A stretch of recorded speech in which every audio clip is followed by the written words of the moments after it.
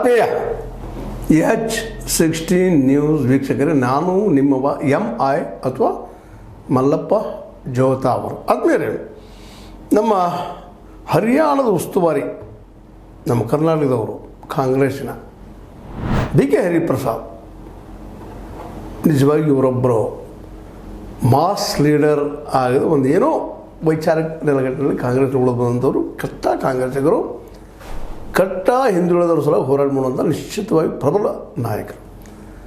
ಅದರ ವ್ಯವಸ್ಥೆ ನಿಮಗೆ ಗೊತ್ತದ. ಇಲ್ಲಿ ಸಂಖ್ಯಾಬಲ, ಆ ಬಲ, ಈ ಬಲದಿಂದ ಅನೇಕರು ಅರ್ಹರಿದ್ದರು. BK ಹರಿಪ್ರಸಾದ್ ಅವರು ನಿಶ್ಚಿತವಾಗಿ ಅರ್ಹ ಚೀಫ್ ಮಿನಿಸ್ಟರ್, ಅದರಲ್ಲಿ ಎರಡು ಮಾತು ಇಲ್ಲ. ಅವರ ದೃಷ್ಟಿಕೋನ, ಅವರ ವಿಚಾರಗಳು ಇವತ್ತು ಅವರು ಈ ನಾಡಿನ ಮುಖ್ಯಮಂತ್ರಿ ಆಗಬೇಕಾಗಿತ್ತು. ಮೋಸ್ಟ್ಲಿ ಆಗ್ತಾರದ್ದು ಗ್ಯಾರಂಟಿ ಇಲ್ಲ, ಆ ಮಾತು ಬೇರೆ. ಒಟ್ಟಿನಲ್ಲಿ ಹೇಳಿದರೆ ನಿಮಗೆ ಆ ಯೋಗ್ಯತೆ ಅವ್ರದ್ದು. ಅಂಥವ್ರು ಇವತ್ತು ನಮ್ಮ ಅಧ್ಯಕ್ಷರು, ಕರ್ನಾಟಕದ ಕಾಂಗ್ರೆಸ್ಸಿನ ಅಧ್ಯಕ್ಷರು DK ಶಿವಕುಮಾರ್ ಅವರು ಇತ್ತೀಚೆಗೆ ವತ್ಸಲೆ ನಿಮಗೆ ಗೊತ್ತದ ಹಿಂದುತ್ವ ನೆಲಗಟ್ಟಲೆ RSSದ ಹಾಡನ್ನು ಹಾಡಿದ್ದು, ಅದು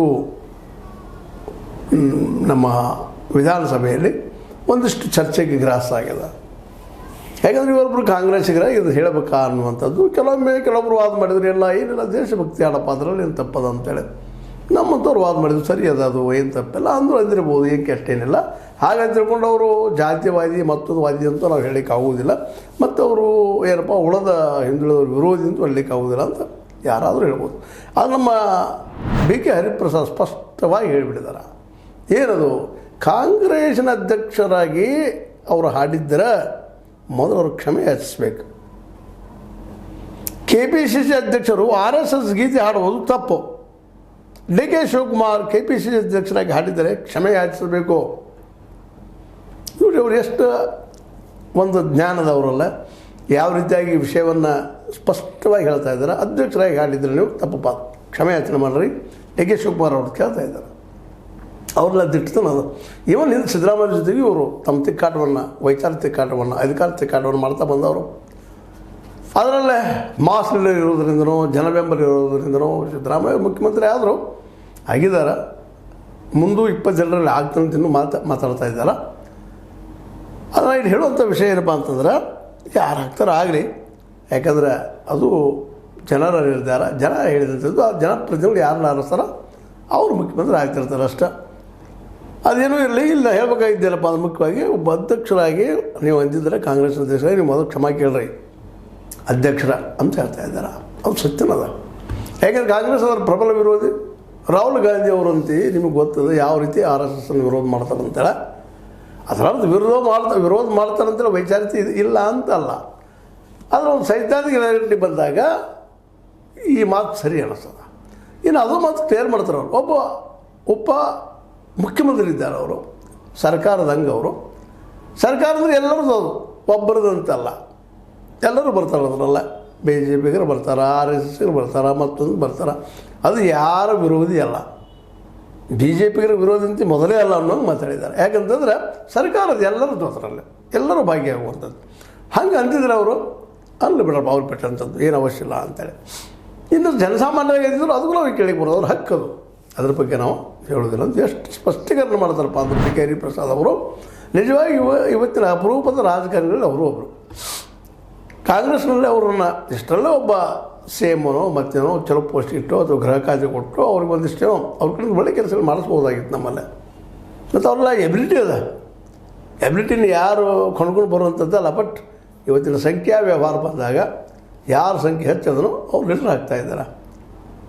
ಸರಿಯಾಗಿ ಅಭ್ಯಾಸ ಮಾಡೋದವರು ಈ ನಾಳೆ ಮುಖ್ಯಮಂತ್ರಿ ಆದರೂ ಆಗ್ಬೋದು. ಈ ನಾಡಿನ ಸರಿಯಾಗಿ ತಿಳಿದುಕೊಳ್ಳೋದವರು, ಮಾಡೋದವರು ಏನು ಬೇಕಾದ್ರೂ ಆಗ್ತಾರೆ. ಸಂಖ್ಯಾಬಲ ಅಲ್ಲರಿ. ಯಾಕಂದರೆ ಇವತ್ತಿನ ಅನೇಕ ಸಮಸ್ಯೆಗಳಿಗೆ ಈ ಮುಖಂಡತ್ವಗಳು ಕಾರಣ ಆಗಿದ್ದಾರೆ. ಯಾಕಂದ್ರೆ ನಮ್ಗೆ ಬೇಕಾದಂಥವ್ರನ್ನ ಆರಿಸಿಕೊಳ್ಳಿಸುವಂಥ ಒಂದು ದುಷ್ಟ ವ್ಯವಸ್ಥೆ ನಿರ್ಮಾಣ ಆಗಿದೆ. ಇವತ್ತು ದುಡ್ಡಿದ್ರೆ ಮತಗಳನ್ನು ಕೊಳ್ಳುವಂಥ ಶುರುವಾಗಿಬಿಟ್ಟದ, ಸಾರಾಯಿಗೂ ಮತ್ತದಕ್ಕೂ. ಆ ಸಂದರ್ಭದಲ್ಲಿ ಸಹಜವಾಗಿ ಅನರ್ಹರು ಸಹಿತ ಪದವಿಯನ್ನು ಪಡೆಯುವಂಥ ಸಾಧ್ಯತೆಗಳು ಬರ್ತವೆ. ಅದಕ್ಕೆ ಜನ ಒಪ್ಪಿದ್ದಾರೆ ಮುಗಿದೋತು ಅನ್ನುವಂಥದ್ದು ಮಾತು. ಅದಕ್ಕಾಗಿ ಅಂಬೇಡ್ಕರ್ ಅವರು ಸಂವಿಧಾನ ಹೇಳಬೇಕು, ಜನ ಹೇಳೋದಲ್ಲ. ಬಹುಮತ ದೋಳದಂತೆ ಸಂವಿಧಾನ ಮುಟ್ಟುವಾಗಿಲ್ಲ, ಸ್ಪಷ್ಟ ಮಾಡಿಬಿಟ್ಟಿದ್ದಾರೆ ಇದನ್ನು. ಯಾಕಂದರೆ ನಮ್ಮಲ್ಲಿ ನೀವು ಖಾಲಿ ಮಾತದ, ಜನಮನೋಳು ಜಾತ್ರೆಗೆ ಮರೋಳು ಅಂತೇನೋ ಮಾತದ. ಜನ ಪಾಪ ಅವರು ಏನೋ ಪ್ರಭಾವಕ್ಕೊಳಗಾಗ್ತಾ ಇರ್ತಾರೆ. ಜಿಮಿಕಿಗಳಿಗೆ ಒಳಗಾಗ್ತಾ ಇರ್ತಾರೆ, ಸಂಪ್ರದಾಯಗಳಿಗೆ ಒಳಗಾಗ್ತಾ ಇರ್ತಾರೆ, ಧರ್ಮದ ನೆಲೆಗಳಿಗೆ ಒಳಗಾಗ್ತಾ ಇರ್ತಾರೆ. ಭಾಳಷ್ಟು ಜನ ಈ ದೇಶದಲ್ಲೇ. ಸ್ವತಂತ್ರವಾದ ಮೀಡಿಯಾಗೆ ಬೇಕಾಗಿರುವುದು ಸ್ವತಂತ್ರ ಧ್ವನಿ. ಆ ಸ್ವತಂತ್ರ ಧ್ವನಿ ಉಳಿಸಲು ನೀವು ಮಾಡಬೇಕಾದದ್ದು ಇಷ್ಟೇ. ಅದೇನಪ್ಪಾ ಅಂತಂತಂದ್ರೆ ನಿಮ್ಮ ಕೈಲಾದಷ್ಟು ಸಹಾಯ ಈ ಚಾನಲ್ಗೆ ಮಾಡಿ ಹಾಗೂ ನಿಮ್ಮ ಧ್ವನಿಯನ್ನು ಕಾಪಾಡಿಕೊಳ್ಳಿ. ಅಶಿಕ್ಷಿತರು ಇರೋದರಿಂದಾಗೆ, ಸರಿಯಾಗಿ ಅಭ್ಯಾಸ ಮಾಡದೇ ಇರೋದರಿಂದಾಗೆ, ಶಿಕ್ಷಣ ಎಲ್ಲರೂ ಸಿಗದೇ ಹೋಗಿದ್ದರಿಂದಾಗೆ ಇವತ್ತೇನಾಗಿಬಿಟ್ಟದಪ್ಪ ಅಂದ್ರೆ ಯಾರು ಒಳ್ಳೆಯವರು ಯಾರು ಕೆಟ್ಟರು ತಿಳ್ಕೊಳ್ಳಾದ ಪರಿಸ್ಥಿತಿಗಳು ಇದ್ದಾರೆ. ಇನ್ನೂ ಅನೇಕ ಜನ ದೊಡ್ಡ ಪಟ್ಟಣಗಳನ್ನು, ಬೆಂಗಳೂರು ದೂರ ಹೋಯಿತು, ಬೆಳಗಾವಿ ನೋಡೋಂಥ ಜನ ಇನ್ನು ಹಳ್ಳಿಗಳಲ್ಲಿದ್ದಾರೆ. ಅಂದ್ರೆ ಅವ್ರಿಗೆ ಅಷ್ಟು ಮುಗ್ಧರಿದ್ದಾರಂತ. ಇತ್ತೀಚೆಗೆ ಒಂದಿಷ್ಟು ಕಲಿಕೆ ಬರ್ಲಿಕ್ಕತ್ತದ ರೀ, ಓದ್ಲಿಕ್ಕೆ ಬರಾಗತ್ತದ, ಬರ್ಲಿಕ್ಕೆ ಬರಲಾಗತ್ತದ, SLC ಕಲ್ತಿದ್ದಾರೆ, ಮಾಡ್ತಿದ್ದಾರೆ, ಎಲ್ಲ ಖರೆ. ಆದರೆ ಅವ್ರ ಪ್ರಜ್ಞೆ ಅಂತದ್ದು ಇರ್ತದೆ, ಸ್ವಯಂ ನಿರ್ಧಾರ ಮಾಡೋಂಥದ್ದು ಅದ್ರ ಬರುವಂಥದ್ದಲ್ಲ, ಟೈಮ್ ತೊಗೊಳ್ಳೋಂಥದ್ದು. ಹೈಯರ್ ಎಜುಕೇಷನ್ದಲ್ಲಿ ಪ್ರಾಮಾಣಿಕವಾಗಿ ಪಾಸ್ ಆಗ್ತಾಯಿದ್ದು ಹೋದವ್ರಿಗೆ ಇದು ಬರ್ಲಿಕ್ಕೆ ಸಾಧ್ಯದ. ಸಮಾಜ ಓಪನ್ ಮೈಂಡೆಡ್ ನೋಡಿಕೊಂಡು ಅಕ್ಷರ ಜ್ಞಾನ ಪಡ್ಕೊಂಡು ಒಬ್ಬ ಒಳ್ಳೆ ಶಿಕ್ಷಿತರಾದವಾಗ ಯಾವ್ದು ಸರಿ ಯಾವ್ದು ತಪ್ಪು ಅಂತ ಹೇಳಿಕ್ಕೆ ಒಂದಿಷ್ಟು ಸಾಧ್ಯದ. ಆದರೆ ಇವತ್ತೇನಾಗಿಬಿಡೋದಪ್ಪ ಅಂದ್ರೆ ಅಲ್ಲಿಯೂ ಸಹಿತ ಅರೆ ಜ್ಞಾನಿಗಳು ಹೆಚ್ಚಾಗೋದರಿಂದಾಗಿ ಯಾವ್ದು ಹೇಳ್ತಾರೆ ಸರಿಪ. ವ್ಯಾಟ್ಸಪ್ ಜ್ಞಾನಿಗಳು ಭಾಳ ಆಗಿದ್ದಾರೆ ಇವತ್ತು. ವ್ಯಾಟ್ಸಪ್ದಾಗ ಏನು ಬರ್ತದೆ ಮತ್ತಿಲ್ಲ ಬರ್ತದೆ, ಅದು ಸರಿ. ಅದಕ್ಕೆ ವ್ಯಾಟ್ಸಪ್ ಯೂನಿವರ್ಸಿಟಿಯಲ್ಲಿ ತಯಾರಾಗುವಂಥ ಈ ವ್ಯಕ್ತಿಗಳು ಸರಿಯಾಗಿ ಅಭ್ಯಾಸ ಮಾಡಿರೋದಿಲ್ಲ. ಅವ್ರು ಏನು ಹೇಳ್ತಾರೆ, ಈಗ ನಾನು ಹೇಳಿದ್ರೆ ಸರಿ ಅಂದ್ಬಿಡೋದು, ಇಲ್ಲ ಹಂಗಾಗಿ ಹೋಗಿಲ್ಲ. ಇವತ್ತು ಚೋತವ್ರು ಹೇಳ್ತಾ ಇದ್ದಾರೆ ಅಂದ್ರೆ ಮತ್ತೆ ಪರಾಮರ್ಶೆ ಮಾಡಬೇಕು, ಓದಬೇಕು, ಅದು ಸತ್ಯ ಎಷ್ಟೈತಿ ಸುಳ್ಳು ಎಷ್ಟೈತಿ ವಿಮರ್ಶೆ ಮಾಡ್ಕೋಬೇಕು. ಆಮೇಲೆ ನಮ್ಮ ಜೊತೆ ಅದನ್ನು ಚರ್ಚೆ ಮಾಡಬೇಕು. ಅಂದಾಗ ಸರಿ ತಪ್ಪು ಗೊತ್ತಾಗುವಂಥದ್ದು ಅದು ಭಾಳಷ್ಟು ಇಲ್ಲಿಲ್ಲ. ಆ ಎಲ್ಲ ನೆಲೆಗಟ್ಟಿನಲ್ಲೇ ಇವತ್ತು ಏನಪ್ಪ ಅಂದ್ರೆ ಒಂದು ಪ್ರವಾಹಕ್ಕೆ, ವೈಚಾರಿಕ ಪ್ರವಾಹಕ್ಕೆ, ಧಾರ್ಮಿಕ ಪ್ರವಾಹಕ್ಕೆ, ಸಂಪ್ರದಾಯ ಪ್ರವಾಹಕ್ಕೆ, ದೇವರ ಪ್ರವಾಹಕ್ಕೆ, ದೆವ್ವಗಳ ಪ್ರವಾಹಕ್ಕೆ ಸಿಕ್ಕ ಮನುಷ್ಯ ತನಗೆ ಗೊತ್ತಿಲ್ಲ ಏನೇನು ನಿರ್ಧಾರ ಮಾಡ್ತಾ ಇರ್ತಾನೆ. ಅದಕ್ಕಾಗಿ ನಮ್ಮ BK ಹರಿಪ್ರಸಾದ್ ಅವರು ಹೇಳಿದ್ರಲ್ಲೇ ಭಾಳ ಸತ್ಯದ. ಯಾಕಪ್ಪ ಅಂದ್ರೆ ಕಾಂಗ್ರೆಸ್ RSS ವಿರೋಧಿ, ಇದರಲ್ಲಿ ಎರಡು ಮಾತಿಲ್ಲ. ಹಾಗಂತೇಳಿ ವಿರೋಧ ಮಾಡೋದು ಅಂತ ಅಲ್ಲ. ಒಳ್ಳೆ ಕೆಲಸ ಮಾಡಿದಾಗ RSS ಇದೆ ಸರಿ ಅದಪ್ಪ ಅದು ಹೇಳಬೇಕು, ತಪ್ಪಾದಾಗ ನಿಷ್ಠುರವಾಗಿ ಖಂಡಿಸ್ಬೇಕು, ಅದರಲ್ಲಿ ಎರಡು ಮಾತಿಲ್ಲ. ಹೆಂಗೆ ಇವತ್ತು RSSನ್ನು ನಾವು ಕಿತ್ತು ಹಾಕ್ತೀವಿ ಮಾಡ್ತೀವಿ ಎಲ್ಲ ಇಲ್ಲ, ಕಾಲಕ್ಕೆ ತಕ್ಕ ಇರ್ತದೋ ನಾವು ಹೋಗ್ತದೋ. ಇಂದಿರಾ ಗಾಂಧಿ ಅವರು ತಿಳ್ಕೊಂಡಿದ್ರು ನಾನು ಯಾರು ಕಿತ್ತಾಗಲಿಕ್ಕಿಲ್ಲ, ನಾನೇ ಸದಾ ಪ್ರಧಾನಿ ಆಗಿರ್ತೀನಿ ಅಂತೇಳಿ. ನೆಹರು ಅವ್ರು ತಿಳ್ಕೊಂಡಿದ್ರು, ನಂತರ ಬಂದಂಥ ವಾಜಪೇಯಿ ಅವ್ರು ಇರ್ಬೋದು, ಯಾರು ಇರ್ಬೋದು. ಆ ಸಮಯಕ್ಕೆ ಅಷ್ಟೇ ಅವ್ರು ಸೀಮಿತ, ನಂತರದಲ್ಲಿ ಅವ್ರು ಹೋಗಲೇಬೇಕು, ಪರಿವರ್ತನೆ ಆಗಲೇಬೇಕು. ಅಂದರೆ ಹೇಗೆ ಮಾತನ್ನು ಹೇಳ್ತಾ ಇದ್ದೀನಪ್ಪ ಅಂತಂದ್ರೆ ಈ ಶಿಕ್ಷಣ ಎಲ್ಲ ಸಿಗಬೇಕಾಗ್ಯದ.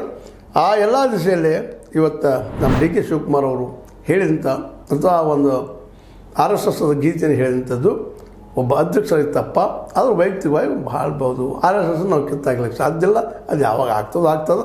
ಅದಕ್ಕಿಂತ ಮುಖ್ಯವಾಗಿ RSS ಬದಲಾವಣೆ ಆಗ್ತದಿಲ್ಲ ಅಂತ, ಅದು ಯಾವುದೋ ಕಾರಣಕ್ಕಾಗಲಿ ಅಧಿಕಾರಕ್ಕೆ ಹಕ್ಕಿಗೆ ಪರಿವರ್ತನೆ ಆಗ್ತದೆ. ಅದರಲ್ಲಿಂದ ಎರಡು ಮಾತಿಲ್ಲ. ಯಾಕಂದರೆ ಕಟ್ಟರ್ ಅವರು RSS ಅವರು ವರ್ಣಾಶ್ರಮ ಪದ್ಧತಿ ಮೇಲೆ ಬೆಳೆದು ಬಂದಂಥವ್ರು, ಮೇಲಿನ ವರ್ಣಗಳು ಶ್ರೇಷ್ಠ ಅಂತ ಹೇಳ್ಕೊಂಡು ನಂಬ್ಕೊಂಡು ಬಂದಂಥವ್ರು. ಅದಕ್ಕಾಗಿ ಅದ್ರ ಉಳಿಸಲು ಜನಸಂಖ್ಯೆ ಇಟ್ಕೊಂಡ್ರು ಹೋರಾಟ ಮಾಡಿ ನಿರಂತರ ಈ ಒಂದು 100 ವರ್ಷಗಳು ಸಾಕಷ್ಟು ಪ್ರಯತ್ನ ಮಾಡಿದ್ದಾರೆ, ಅದಾಗಲಿಲ್ಲ. ಅಂದಾಗ ಅವರು ತಿಳ್ಕೊಂಡು ಇದು ಸಾಧ್ಯ ಇಲ್ಲ, ಇದನ್ನು ನಾವು ಹೇಳ್ಕೊಳ್ಳೋದು ಅಧಿಕಾರ ಹೇಳಕ್ಕೆ ಸಾಧ್ಯ ಇಲ್ಲ. ಅಂದಾಗ OBC ಅವ್ರನ್ನ ಹೋಲಿಸ್ಕೊಳ್ಳೋದು, ನಾವು ದಲಿತರಿ ಸಂವಿಧಾನ ನಂಬ್ತೀವಿ ಅಂತ ಹೇಳೋದು ಅಷ್ಟೇ. ಅದು ನಮ್ಮ ಬೇರೆ ವಿಷಯ. ಗಾಂಧಿ ಅವ್ರು ಎಷ್ಟು ವಿರೋಧ ಮಾಡಿದ್ರು ಇವರೆಲ್ಲ ನೋಡಿದ್ವಿ ನಾವು. ತ್ರಿವರ್ಣ ಧ್ವಜವನ್ನು ಹಾರಿಸ್ಕೊಂಡಿದ್ರು ತಮ್ಮ ಇದ್ರ ಮೇಲೆ, ನಾಗ್ಪುರ ಅಲ್ಲಿ RSS ಕೇಂದ್ರದ ಮೇಲೆ. ಭಗವಂತನಿಗೆ ಎಷ್ಟು ವರ್ಷಗಳಿತ್ತು. ಹಾಗಾದರೆ ಅದನ್ನ ಹೇಳ್ತಾ ಕೊಡೋದಲ್ಲ ಇವತ್ತು. ನೀವು ಹಾಗ್ರಿ ನೀವು ಹೀಗೆ, ಹೌದು ಇವತ್ತಿದ್ದರು. ಈಗ ಅವರು ಅಧಿಕಾರಕ್ಕೆ ಬದಲಾಗ್ತಾರೆ, ನೀವು ಅಧಿಕಾರಕ್ಕೆ ಬದಲಾಗ್ತಾ ಇದ್ದಾರೆ. ಅಧಿಕಾರ ಅಂತ ಬದಲು ಮಾಡಿಸ್ತದೆ. ಅದ್ರ ಜೊತೆ ಜ್ಞಾನ ವಿಜ್ಞಾನ ಎಲ್ಲರೂ ಬರ್ತಾವೆ, ವೈಚಾರಿಕ ಬರ್ತವೆ. ಇವತ್ತು ಇನ್ನೊಂದು ಗಮನಿಸಬೇಕಾದ್ದು ಏನಪ್ಪ ಅಂದ್ರೆ ಸ್ಪಷ್ಟವಾಗಿ ಜಗದಲ್ಲಿ ಒಂದನೇ ದೊಡ್ಡ ಧರ್ಮ ಯಾವುದಪ್ಪ ಅಂದ್ರೆ, ದೊಡ್ಡ ಜನಸಂಖ್ಯೆ ಧರ್ಮ ಯಾವುದಂದ್ರೆ ಕ್ರಿಶ್ಚಿಯನ್, ಅದನಂತರ ಇಸ್ಲಾಂ, ಅದನಂತರ ಚಾರ್ವಾಕರು ಅಂದರೆ ವಿಜ್ಞಾನಿಗಳು, ವಿಚಾರವಾದಿಗಳು ತಿಳುಗಿದ್ದವರು 3ನೇ ನಂಬರ್ಗೆ ಬಂದಿದ್ದಾರೆ ಇವತ್ತು. ಆನಂತರ ಹಿಂದೂ ಧರ್ಮ. ಇದನ್ನು ನಾವಿಲ್ಲಿ ಗಮನಿಸ್ಬೇಕು. ಇದು ನಾ ಹೇಳಿದ್ದೆಲ್ಲ, UN ಇದ್ದವ್ರು ಕೊಟ್ಟಂಥ ರಿಪೋರ್ಟ್. ಅಂದ್ರೆ ಇದರ ಅರ್ಥ ಇಷ್ಟ, ಇವತ್ತು ಎಲ್ಲರೂ ತಿಳುವಳಿಕೆ ಬರಲಿಕ್ಕತ್ತದ, ವಿಚಾರಗಳು ಬೆಳೀತಾ ಇದ್ದಾವೆ. ನಾವು ಕೇವಲ ವಿರೋಧಕ್ಕಾಗಿ RSSನ ವಿರೋಧ ಮಾಡೋಕ್ಕಿಂತಲೂ ನಮ್ಮ ಏನಪ್ಪ BK ಹರಿಪ್ರಸಾದ್ ಅವ್ರು ಹೇಳಿದಂಗೆ ಅವರು ಕಾಂಗ್ರೆಸ್ನ ಅಧ್ಯಕ್ಷ ಆಗಿ ತಪ್ಪು ಹೇಳೋದು, ಕ್ಷಮಾ ಕೇಳಿ, ಏನಪ್ಪ ನಾನು ಹಂಗೆ ಹೇಳಿಲ್ಲ, ಉಪಮುಖ್ಯಮಂತ್ರಿ ಆಗಿರೋದು ಅಡ್ಡಿಲ್ಲ ಹೇಳಪ್ಪ, ನೀವು ಎಲ್ಲರೂ ಪ್ರತಿನಿಧಿ, ಎಲ್ಲರೂ ಬೇಕು. ನೀವು RSS ಬೇಕು, ಕಾಂಗ್ರೆಸ್ ಬೇಕು, ಸೇವಾದಳನೂ ಬೇಕು, ಮೇಲ್ಜಾತಿ ಬೇಕು, ಕೆಳಜಾತಿ ಬೇಕು, ಮಧ್ಯಮ ಜಾತಿ ಬೇಕು, ಅಸ್ಪೃಶ್ಯರು ಬೇಕು, ಸ್ಪೃಶ್ಯರು ಬೇಕು, ಎಲ್ಲ ರಿಪ್ರೆಸೆಂಟೇಟಿವ್ ನೀವು ಉಪಮುಖ್ಯಮಂತ್ರಿ ಅಡಿಯಿಲ್ಲ ಮಾತಾಡಬೇಕಪ್ಪ ಅಂತ ಹೇಳಿದರು. ಅಂದರೆ ಇದು ಇವತ್ತಿಂಥ ವಿಚಾರಗಳನ್ನ ನಿಮ್ಮ ಜೊತೆ ಯಾಕೆ ಚರ್ಚೆ ಮಾಡ್ತಾ ಇದ್ದೀನಿ ಅಂದರೆ ಒಂದು ಸ್ಪಷ್ಟೀಕರಣ ಇಲ್ಲ ನಮ್ಮಲ್ಲೇ. ಬರೀ ಟೀಕೆ ಮಾಡ್ಕೊಂಡು ಹೋಗುವಂಥದ್ದಲ್ಲ, ನಾವು ಬೆಳಿಬೇಕಾಗಿದೆ, ಜೊತೆಗೆ ಎಲ್ಲರೂ ಬೆಳೆಸಬೇಕಾಗಿದೆ, ವೈಚಾರಿಕತೆಯನ್ನು ಬೆಳೆಸಬೇಕಾಗಿದೆ, ವೈಚಾರಿಕ ನಮ್ಮಲ್ಲಿ ಬದಲಾಯಿಸ್ತಾ ಇರ್ತದೆ. ಸುಮ್ಮನೆ ಅತಿ ಮಂಡವಾದನ ಮಾಡ್ತಾನೆ, ನಂದು ಸರಿ ನಿಗಿದ್ದು ಕಾಲ ಎಲ್ಲರೂ ಒಪ್ಪಿಸ್ತದೆ. ಸತ್ಯಂತೆ ನಾಳೆ ಒಪ್ಪುವಂಥದ್ದನ್ನು ಇವತ್ತು ನೀವು ಯಾವುದೇ ಭ್ರಮೆಯಲ್ಲಿ, ಧರ್ಮದ ಭ್ರಮೆಯಲ್ಲಿ, ಜಾತಿ ಭ್ರಮೆಯಲ್ಲಿ, ಮತ್ತೊಂದು ಭ್ರಮೆಯಲ್ಲಿ ನೀವು ಸತ್ಯವನ್ನು ತಿಳಿದ ಹೋಗಿದ್ದರೂ ಸಹಿತ ಇಂದಿನ ನಾಳೆ ತಿಳಿತದೆ. ಅದಕ್ಕೆ ಹೇಳುವಂಥದ್ದು ಜ್ಞಾನ ಹೆಚ್ಚದಂಗೆ, ಶಿಕ್ಷಣ ಹೆಚ್ಚದಂಗೆ ಎಲ್ಲ ಬದಲಾಯಿಸ್ತದೆ. ಅದಕ್ಕೆ ಅಂಬೇಡ್ಕರ್ ಅವರು ಎಲ್ಲರಿಗೂ ಪ್ರತಿಯೊಬ್ಬ ಶಿಕ್ಷಣ ಸಿಗಬೇಕು, ಅದು ಹೈಯರ್ ಶಿಕ್ಷಣ ಸಿಗಬೇಕು ಅಂತ ಮಾತು ಹೇಳ್ತಾರೆ. ಆ ದಿಶೆಯಲ್ಲಿ ನಮ್ಮ ಸರ್ಕಾರ ಪ್ರಯತ್ನ ಮಾಡ್ತಾ ಇಲ್ಲ. ಹೀಗಾಗಿ ಸಣ್ಣ ಸಣ್ಣ ವಿಷಯ ನೋಡ್ಕೊಂಡು ಹೋಗುವಂಥದ್ದು, ಆ ಗೀತೆ ಹೇಳಿದ ಅವ್ರು ತಪ್ಪಾಗಿ ಇವರು ಹಾಡಿದ ಸುಳ್ಳು ಅದು ಮತ್ತೇನು ಅನ್ನುವಂಥದ್ದಕ್ಕಿಂತಲೂ ಸರಿಯಾಗಿ ತಿಳ್ಕೊಂಡು ಆ ಮಾತನ್ನು ಮಾತಾಡಿ ಯೋಗ್ಯವಾಗಿ ನಿರ್ಣಯ ತೊಗೊಳ್ಳೋದು, ಅದರಲ್ಲಿ ಬಿ ಕೆ ಹರಿಪ್ರಸಾದರಂಗೆ ನಾವು ಪ್ರತಿಯೊಂದು ವಿಷಯ ತಿಳ್ಕೊಳ್ಳೋಂಥ ಪ್ರತಿಯೊಬ್ಬರು ಮಾಡಲಿ ಅನ್ನುವಂಥ ಉದ್ದೇಶ. ಯಾಕಂತಂದ್ರೆ ನಾವೆಲ್ಲರೂ ಕೂಡಿ ಬದುಕಬೇಕಾಗಿದ್ದಿಲ್ಲ. RSS ನಾವು ಮನೆ ಕಳಿಸ್ತೀವಿ, ಮತ್ತೊಂದು ಯಾವುದೋ ಮುಸ್ಲಿಂ ಧರ್ಮದ ಯಾವುದೋ ಒಂದು ವಿಷಯ ಕಿತ್ತಾಕ್ತೀವಿ, ಎಲ್ಲ ಬಿಟ್ಟುಬಿಟ್ರಿ. ಯಾವುದು ಯೋಗ್ಯತೆ ಇರ್ತದೆ ಅದು ಉಳಿತದೆ, ಯಾವುದು ಅಯೋಗ್ಯದ ಅದು ಹೋಗ್ತದೆ. ಇದು ಇಷ್ಟ ಸಿಂಪಲ್, ಇದು ನಿಸರ್ಗದ್ದು. ಅದು ಸ್ಟ್ರಗಲ್ ಫಾರ್ ಎಕ್ಸಿಸ್ಟೆನ್ಸ್ ಅಂತೇಳಿ ಡಾರ್ವಿನ್ ಹೇಳಿದ ಮಾತು ಭಾಳ ಸತ್ಯದ. ಹೌದಲ್ರಿ? ನಿಮ್ಗೇನು ಅನಿಸ್ತು? ನಮ್ಮ ಅದರ ಸರಿ ಅನಿಸ್ತು ಇಲ್ಲೋ? ಸರಿ ತಪ್ಪು ನೋಡಿ ಏನಾದರೂ ಮಾಡಿ ಕಾಮೆಂಟ್ ಮಾಡ್ತಾಯಿರಿ, ಸಬ್ಸ್ಕ್ರೈಬ್ ಮಾಡ್ತಾಯಿರಿ, ಜೊತೆಗೆ ಶೇರ್ ಮಾಡೋದು ಮಾಡಲಿಕ್ಕೆ ಹೋಗ್ಬಾರ್ದು. 16 ನ್ಯೂಸ್ ವಂದನೆಗಳು.